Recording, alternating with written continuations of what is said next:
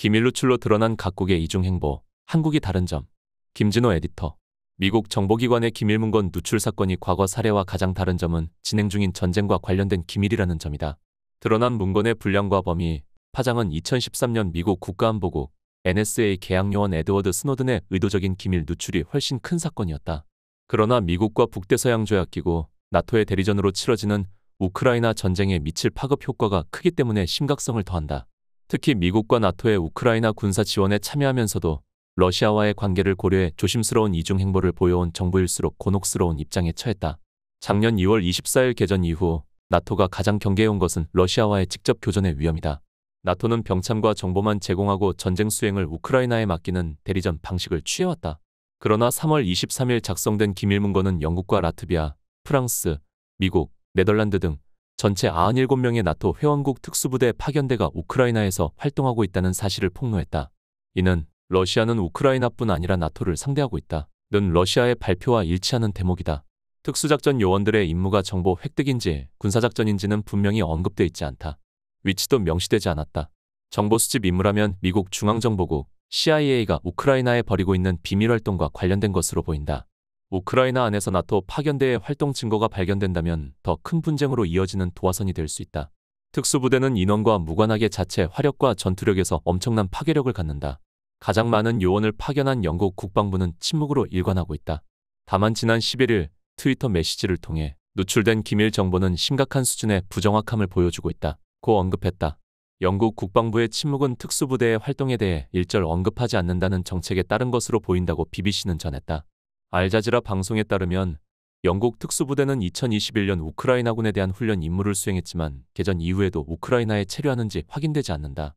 세바스티앙 르코르니 프랑스 국방장관은 지난 9일 대변인 성명을 통해 우크라이나 작전에 관여하는 프랑스군은 없다고 일찌감치 선을 그었다.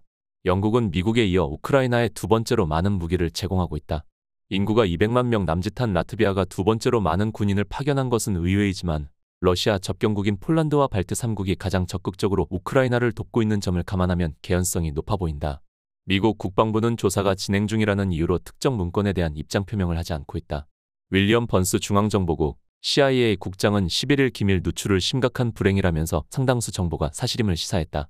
번스 국장은 미국 정부는 이번 누출을 극도로 심각하게 받아들인다면서 국방부와 법무부가 강도 높은 수사를 진행하고 있다고 말했다. 기밀 누출로 드러난 세르비아와 이집트의 행보 역시 나토와 러시아의 싸움 사이에 있는 중견국의 고민을 드러낸다. 두 나라 모두 서방의 대러시아 제재에 참여하지 않고 있다. 그러나 수면 밑에서 러시아와 나토 쪽에 양발을 걸치고 있다는 의혹을 자아내게 했다. 세르비아는 동유럽에서 대표적인 친러시아 국가로 분류된다. 세르비아는 러시아산 에너지에 의존하는 한편 유럽연합, EU 가입을 추진하고 있다. 개전 뒤 나토와 러시아 중 어느 편도 지지하지 않는 중립을 유지해온 이유다.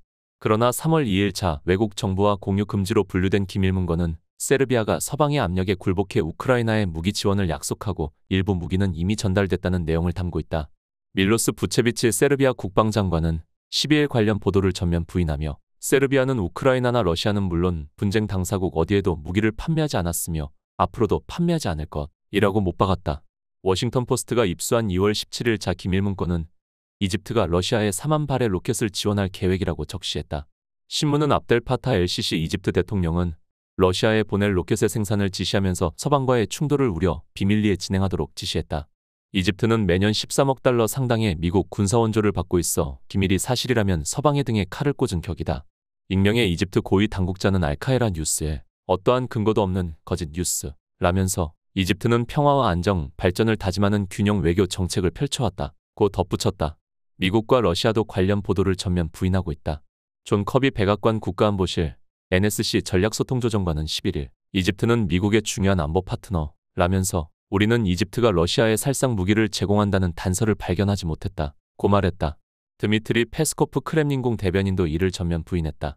우크라이나 전쟁에서 살상 무기 지원은 전쟁 당사국과 비당사국을 구분하는 중요한 기준이다. 칠러 국가 세르비아의 우크라이나 지원과 친미 국가 이집트의 러시아 지원 의혹은 모두 진영 간 경계가 분명해지는 국제정세에서 어느 한쪽만 선택할 수 없는 국가의 고충을 대변한다. 분명한 사실은 세르비아와 이집트의 서방과 러시아가 모두 필요하다는 점이다.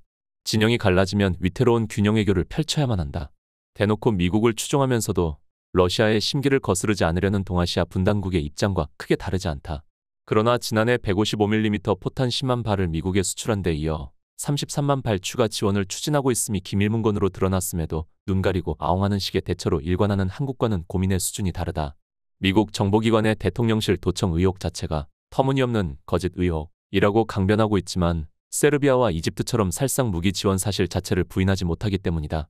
이와 관련해 가장 근접한 해명은 전하교 국방부 대변인이 10일 브리핑에서 밝힌 대로 기존 입장에서 현재까지 변화된 게 없다는 것이다. 현재까지라는 단서가 크게 들린다. 영국, 프랑스 등의 자국군 참전 부인과 세르비아, 이집트의 살상 무기 지원 사실 전면 부인은 모두 위태로운 균형 잡기에 나선 각국의 상황을 대변한다. 반면에 한국은 균형 외교를 펼치려는 어떠한 노력도 기울이지 않고 있다. 되레 시간이 흐를수록 우크라이나 전쟁 당사국에 가까워지고 있다. 대만 해협 안보의 당사국임을 자처하고 있기도 하다. 세르비아, 이집트와 달리 러시아 제재에 적극 동참, 러시아 외교부의 비우호 49개국 리스트에 올라 있기도 하다. 위태로운 외줄 타기 외교다.